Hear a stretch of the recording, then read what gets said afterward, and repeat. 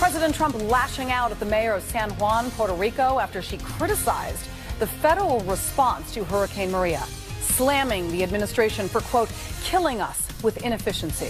I'm Julie Banderas. Good evening to you. You're watching the Fox Report. President Trump accusing Mayor Carmen Yulín Cruz of disparaging first responders, saying that she and other Puerto Rican leaders, quote, want everything to be done for them. It's been 10 days since Hurricane Maria devastated the island. According to the Pentagon, more than 1 million Puerto Ricans still don't have access to clean drinking water, and 95% are without power. Governor Ricardo Rossello telling those families they have not been forgotten.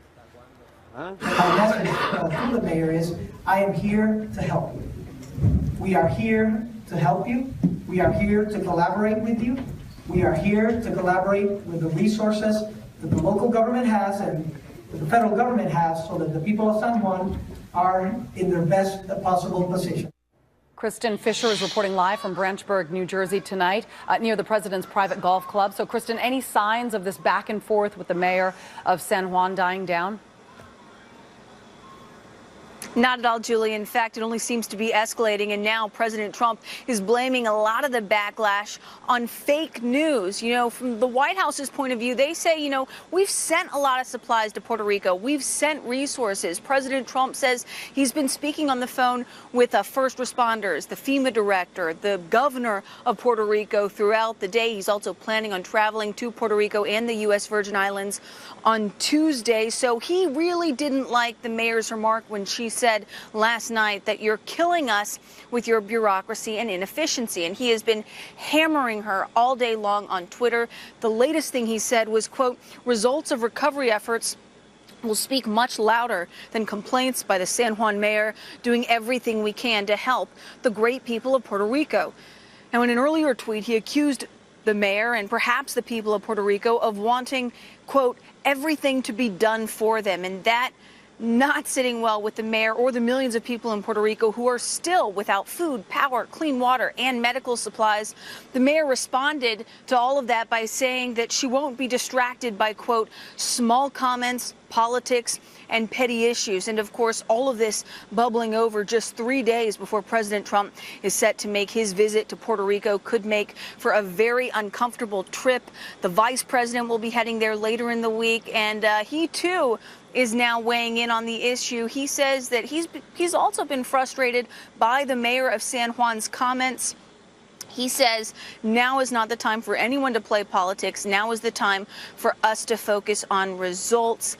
Of course, the mayor, she's essentially saying the same thing about the Trump administration. But for the millions of people still in the dark in Puerto Rico tonight, I imagine they don't like a lot of this political back and forth. They just want to see results on the ground. Julie. On North Korea now, the Secretary of State confirms the U.S. has direct lines of communication with Pyongyang. How big of a deal is this? You know, it's an important development, but it's not an entirely new development. The senior State Department official says that this direct line of communication was first opened during those discussions about bringing Otto Warmbier back to the United States, and those direct lines of communication, which essentially bypass China, have simply just remained open ever since. So it's an important development that we're learning about it, but not a new development. And we're learning about this new development from the Secretary of State himself, Rex Tillerson, who told reporters about it during a visit in China today. He said, quote, we asked them, would you like to talk? We have lines of communication to Pyongyang. We're not in a dark situation or blackout. We have a couple of these channels open to Pyongyang. We can talk to them, and we do talk to them. Now, the big takeaway here, though, is just because the Trump administration has these lines of communication open doesn't mean that they're actively using them to negotiate. And tonight, the State Department spokeswoman says that at this moment, negotiations are not taking place, though that could change. Julie? All right, Kristen Fisher, thank you so much. Meantime, crews are working hard to restore power in Puerto Rico. More than a week after Hurricane Maria slammed the island, 1,400 National Guard troops are heading there right now to help with recovery efforts, as concerns now grow over health conditions and the ongoing shortage of medical supplies, food, and water. Mike Tobin is in San Juan, Puerto Rico, with the very latest. Mike, how is the recovery coming along? Well, communications, Julie, are improving. FEMA just said that 33% of telecom has been restored. You got about half of the water service that is restored. The big problem is still power. Only 5% of the grid is back online. And the commanding general of the Army Corps of Engineers is trying to lower expectations that the lights are going to turn on anytime soon. The majority of this network is devastated. There's going to be some percentage, I'm not going to give you a number, that's going to come up in a couple of weeks. There's going to give a smaller percentage that might be a couple months. But there's going to be some very, very remote areas that could actually be up to a year to be able to get those streets back up and running. 51 of 69 hospitals have reopened, but only 9 of those hospitals are back on the grid. Most of them are operating on emergency generators. And the thing is, those generators are meant to be temporary solutions. They need to be refueled, and eventually they'll break down if those hospitals don't reconnect with the grid. Julie? And so there's also more rain in the forecast for Puerto Rico, obviously making that extremely complicated, considering the amount of flooding they're already dealing with. How are they preparing for that? Well, it makes things more miserable for the people out here who've been in the flooded areas. You see behind me is one of the many houses that had the roofs torn off. So the people, even if they have a tarp up, it's going to be more miserable for them. But the governor, Ricardo Rossello, is turning a lot of attention toward the Oaxaca Dam. That is about 2 hours outside of San Juan. He says that dam was damaged during the course of the hurricane. The water there never really receded, and the people living below it need to have an evacuation plan ready to execute. Our petition is for the people in the surrounding areas that have evacuated to maintain that level of preparedness, to recognize that there could be some damage to the dam. The other big problem is standing water. It's filthy, and people are using it for their basic needs. Because of that, hospitals are already seeing an influx of people with gastrointestinal problems. They anticipate more. That standing water breeds mosquitoes, and the mosquitoes spread all kinds of horrible things. Health officials are worried about the potential of dengue fever. Julie, back to you. Mike Tobin, thank you very much. Well, late this afternoon, the federal government releasing new information on the response to Maria in Puerto Rico. Urban search and rescue teams have scoured 100% of the island, making 843 rescues. 49% of grocery and big box stores are now open. 70% of ports are now open and operating. 11 highways have actually been cleared of debris, but many remain impassable still. 4,000 members of the National Guard are on the ground from 21 states in all. And former Puerto Rico Governor, Republican Luis Fortuno, tweeting this just a short time ago, just spoke with real Donald Trump. He confirmed his personal commitment to deploy plus resources to Puerto Rico. Very pleased and hopeful for island's future. 11 days after tragedy struck in Mexico, families of those still missing after a catastrophic earthquake are still hanging on to hope for good news. Searching for victims inside collapsed buildings. Those searches continued today in Mexico City. In all, 38 buildings collapsed there. Dozens of people were pulled out alive in the first few days, anyway, after the quake. Meantime, people continue to come to terms with the lives lost and the devastation. Makeshift memorials popping up in numerous places in Mexico City today. In fact, one woman credits the strength and courage of her people. Many feelings come to me. Now I feel an energy. I felt nostalgia, but also peace and love, because I think there are a lot of good people in Mexico.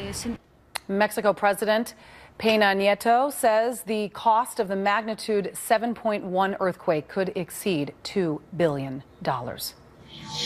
Well, President Trump is in the market for a new Health and Human Services Secretary after Tom Price resigns from the position. Price coming under fire for taking expensive flights on private jets, all on the taxpayer's dime. That total, about a $400,000 bill, a revelation that didn't quite sit well with the president. Ellison Barber has more from Washington. Julie, there are new protocols if you're a member of the Trump administration and planning to travel. On Friday, White House Budget Director Mick Mulvaney sent a memo to the heads of executive departments and agencies saying, in part, any travel on government or chartered planes needs prior approval by Chief of Staff John Kelly. The memo came hours after the resignation of HHS Secretary Tom Price. A week and a half ago, Politico reported on the now former secretary's use of private planes. They said Price used private charter planes at least 24 times beginning in May, costing taxpayers over $300,000. Price said he'd pay back the cost of his seat on those flights, around $52,000. But after that, Politico found more questionable flights. Price defended the flights on special report the day before he resigned. These trips were approved through the normal process, so it was deemed appropriate, and that was the necessary way to be able to make my other obligations within the department. The president publicly expressed disappointment in Price. I'm not happy, okay? I can tell you, I'm not happy. Price submitted a letter of resignation about an hour later. The president accepted it, but now the travel habits of other cabinet members are under a microscope. According to reports, Interior Secretary Ryan Zinke took a number of flights on private or military planes. One from Nevada to an airport near Zinke's home in Montana reportedly cost taxpayers more than $12,000. Julie? Ellison Barber, thank you. Right now, fears of unrest are on the rise in Spain ahead of an unorthodox vote scheduled for tomorrow. What's that all about? We'll tell you. Plus, a Senate candidate in Alabama wins despite not having the support of the president. Could more candidates like Roy Moore cause a shakeup in Congress in next year's midterms? Together, we can make America great. We can support the president. Don't let anybody in the press think that because he supported my opponent that I do not support him and support his agenda.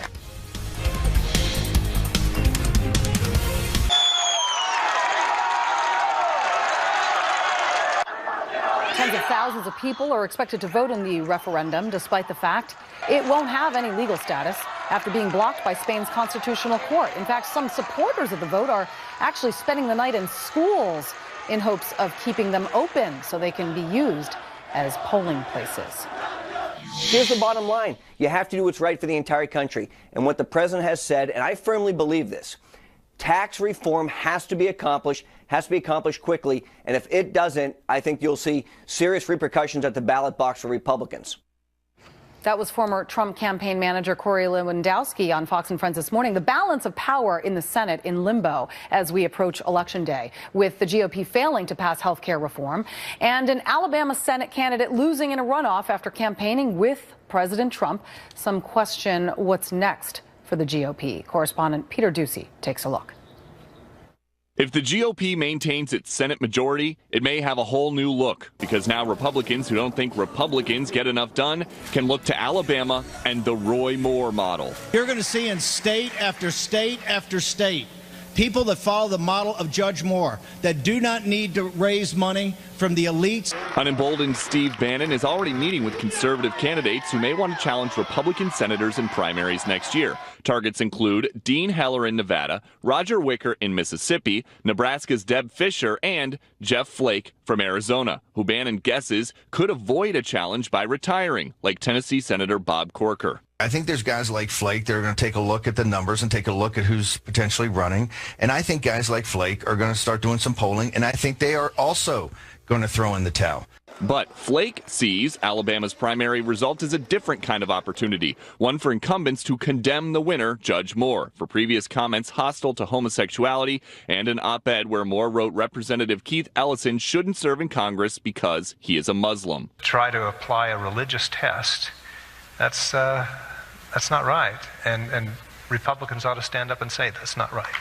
Also distancing itself from Moore's past comments, the White House he wants to help if elected. I would certainly say we don't agree with those comments. Regardless, the president of the Senate Leadership Fund, which tries to get Republicans elected, believes outsiders have all the leverage. Stephen Law writes in a memo obtained by the New York Times, quote, "The Republican Congress has replaced President Obama as the boogeyman for conservative GOP primary voters." And prominent conservatives say Republican office holders are in peril. If you get tagged as a candidate of the leadership of the Congress, of the Republicans in Congress, you're doomed. That was Peter Ducey reporting from Washington, and it seems some of Senate Majority Leader Mitch McConnell's colleagues may also be ready to part ways with him. North Carolina Congressman Mark Walker telling NBC some GOP lawmakers would be happy to see McConnell retire. Well, a famous American rock formation now the subject of intense scrutiny after 2 rock slides in as many days, one of them deadly. What scientists are saying. Plus, we're going to be talking to Super Bowl champion Ray Lewis on why he decided to kneel with his former team, the Baltimore Ravens, last week, and why some fans are now calling for the removal of his statue outside the stadium. But first, legendary coach Lou Holtz. First of all, the owners made an awful lot of money because they tried to satisfy the customers and make a profit. In the NFL, all they want to do is win and make a profit. And you cannot win if the locker room is not cohesive together.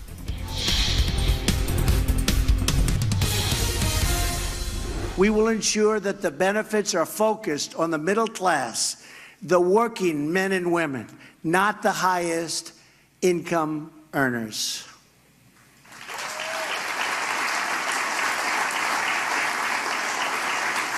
Our framework includes our explicit commitment that tax reform will protect low-income and middle-income households, not the wealthy and well-connected. They can call me all they want. It's not going to help.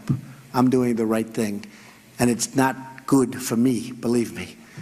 With health care reform all but out of the picture for this Congress anyway, the president and Republican leadership are putting their focus on tax reform. Now the question is this: just how much will it benefit the middle class? Virginia Republican Adam Scott emphasizing the need for bipartisan input. I think it's important for Democrats and Republicans to come to the table. If you're not coming to the table to try to deal with tax relief, there's no question that families are paying more taxes than in the history of the nation. The outline and the core document that you see right here is not the end product. There will be negotiations, so come to the table. If you're a Democrat and you're representing people that want tax relief, you better be at the table and helping them out. Just with us as Republicans as well, too. We have a historic opportunity here. For more on this, tune in to Fox News Sunday for an interview with White House Budget Director Mick Mulvaney. Check your local listings for that. Giant rocks crashing down in Yosemite National Park this week, killing 1 person and injuring at least 2 others. These tragic events now sparking new questions about whether this could have been prevented. Alicia Cunha is live in Denver with more. Alicia, what are scientists saying, first of all, about the possibility of actually predicting a tragedy like this? Yeah, Julie, the experts on rock formations at Yosemite National Park say as much as they learn after a big chunk of rock falls like this, they still don't know how to figure out, how to predict when it's going to happen. Here's one of the park geologists. The key things are happening within the rock. You know, they're usually not visible to us. And so after the rock fall occurs, we can see a lot better what was going on in there after the fact. On Thursday, a slab the size of a 36-story building peeled off the world-famous El Capitan granite formation and fell about 400 feet.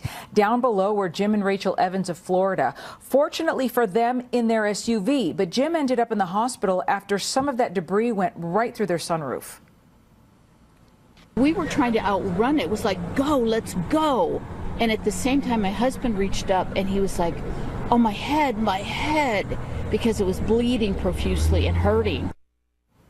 Sadly, 2 other tourists did not escape from a separate rock fall the day before. Andrew and Lucy Foster in the U.S. on an anniversary trip from the U.K. were caught in a fall on Wednesday. Andrew was killed and his wife, Julie, is in critical condition. Julie? So sad. What causes these slides? Well, it's a combination of moisture and fluctuating temperatures causing the rock to expand and contract. Over time, the granite starts to peel off. Now, geologists at Yosemite National Park say on average, the park sees about 80 falls a year, but they're much smaller. They don't hurt or kill anyone. Some visitors in the park say they are feeling more cautious about climbing after this week, but Hayden Jameson says he and his partner just keep on going. And yeah, well, honestly, I don't think either of us are very worried about the whole rockfall incident. Yes, on Wednesday during the first rockfall, my partners and I were right at the base of the wall, like exactly where the rocks came down, maybe 20 minutes before it happened. Park officials say they would not allow people in if they didn't think it was safe. Julie? All right, Alicia Cunha, thank you. Sure. Well, the head of the U.S. Air Force Academy putting all 4,000 cadets on notice, saying racists will not be tolerated. Watch. If you can't treat someone from another race or a different color skin with dignity and respect, then you need to get out. Grab your phones. I want you to videotape this so that you have it, so that you can use it.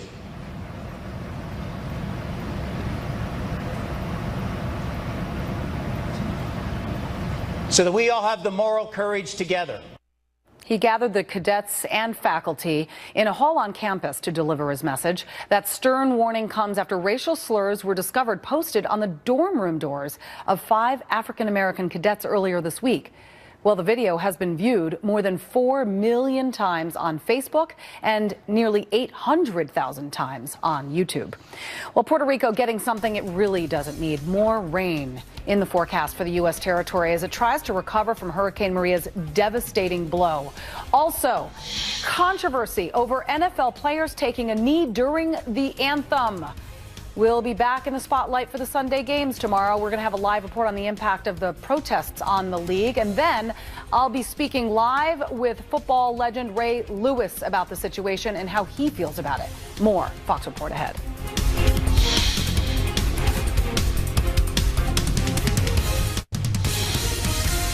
Football fans tuning in for tomorrow's game may be wondering if they're once again going to be seeing more than touchdowns after hundreds of NFL players opted to take a knee during the national anthem last week.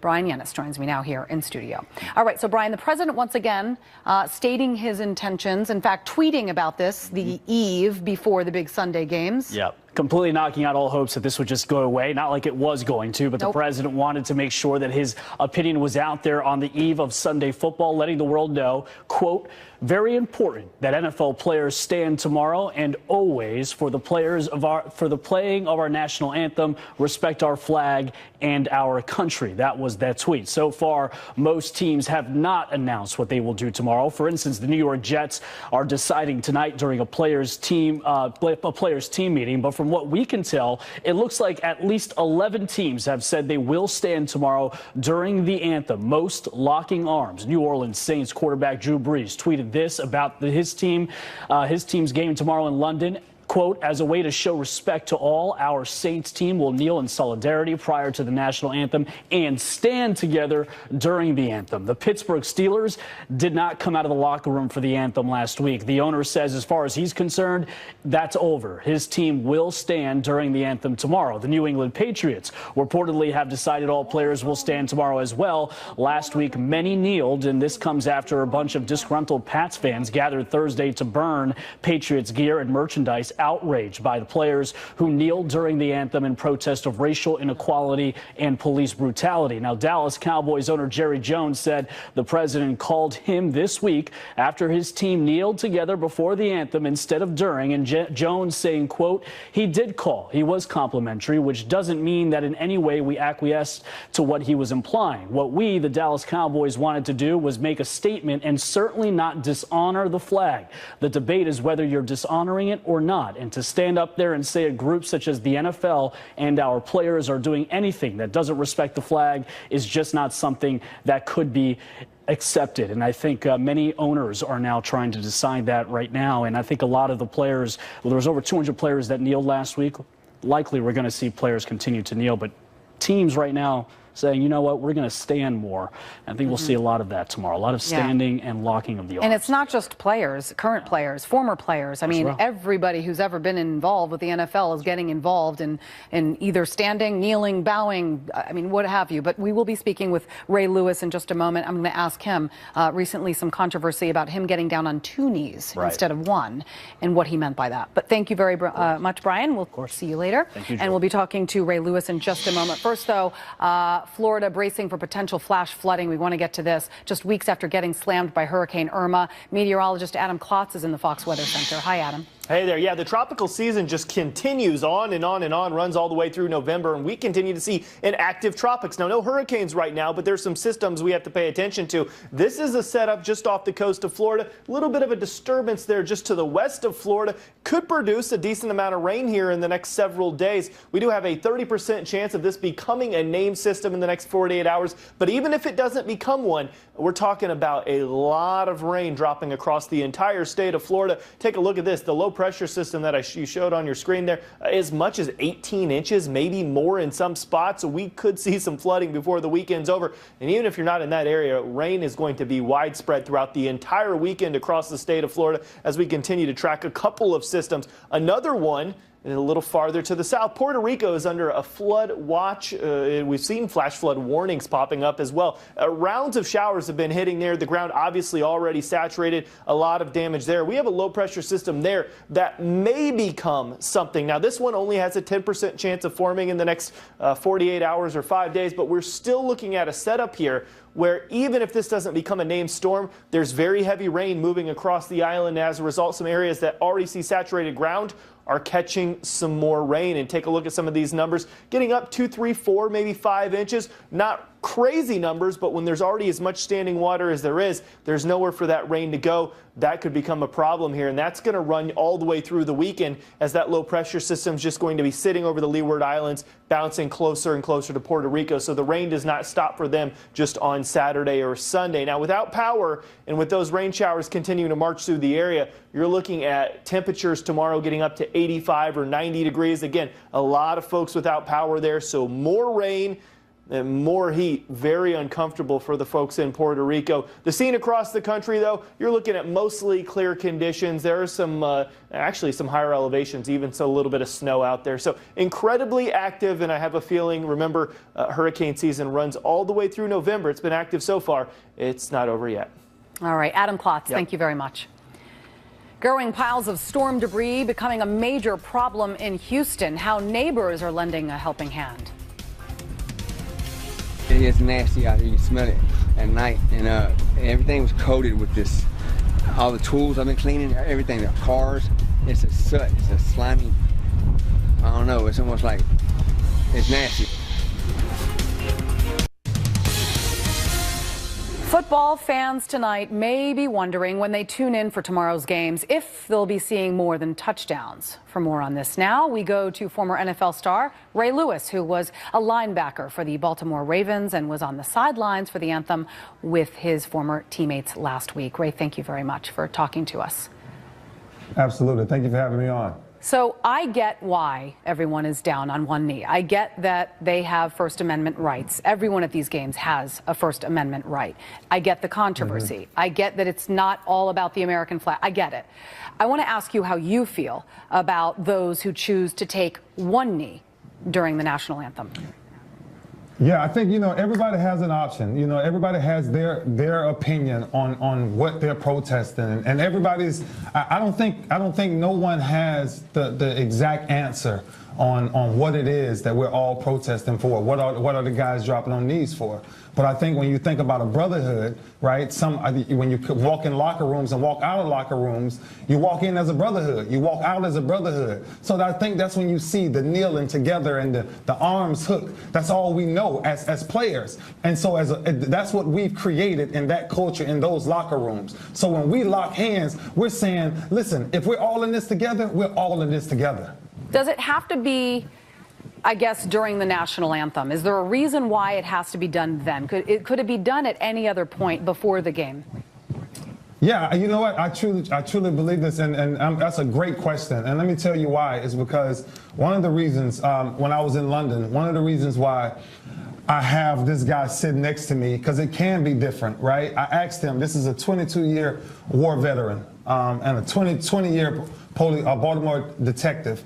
And I asked him, what do we do? How do we change the narrative? Like I got to do something to change the narrative, because right now we have over 260 murders in Baltimore and chaos everywhere. I mean, we just went through just tragedies all over. You're talking about Houston, you're talking about Irma, you're talking about now Puerto Rico. So when you get into all of these things, you got to ask yourself, how do we change the narrative? Like, how can we make this different? So that's why I asked him, I said, how do I not disrespect the flag, but how do I give us a different direction? And you simply said to me was, pray. Just said pray. Just said pray. Just said pray. And I said, okay, so look, we got to change the narrative, because we have to, I think it's so confusing now that we have to isolate on one thing. And that is, if the dollar bill says, in God we trust, well then in that moment, I trusted God.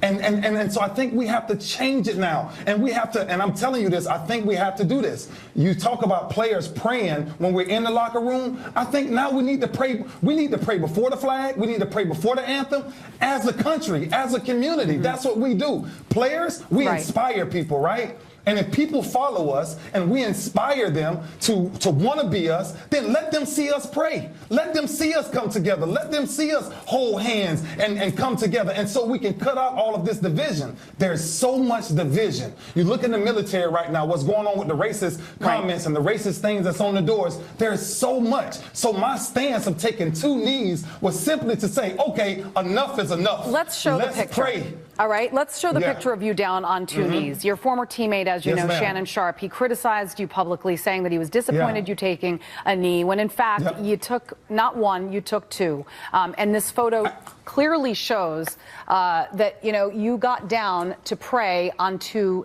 knees. Now, we know why you chose to do that. The question is, and what many are asking is, by doing so, it could be shown as a disrespect to those who fought for our freedom, for those who stand up for the American flag, for those who believe that the national anthem is a time to put your hand over your heart and stand. And that prayer does have a place, but it has a time and place.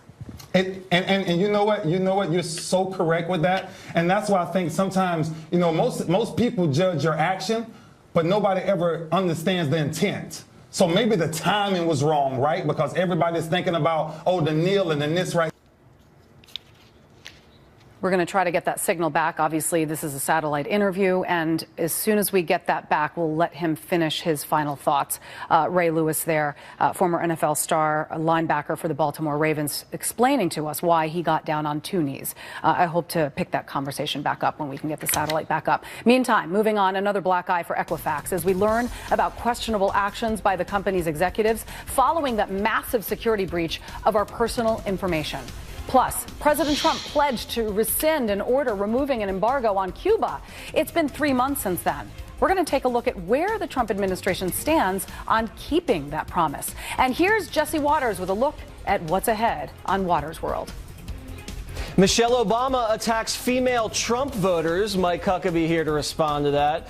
And Hugh Hefner's ex-girlfriend tells us what it's really like at the Playboy Mansion. Plus, Waters World crashes a Hillary Clinton book signing tonight.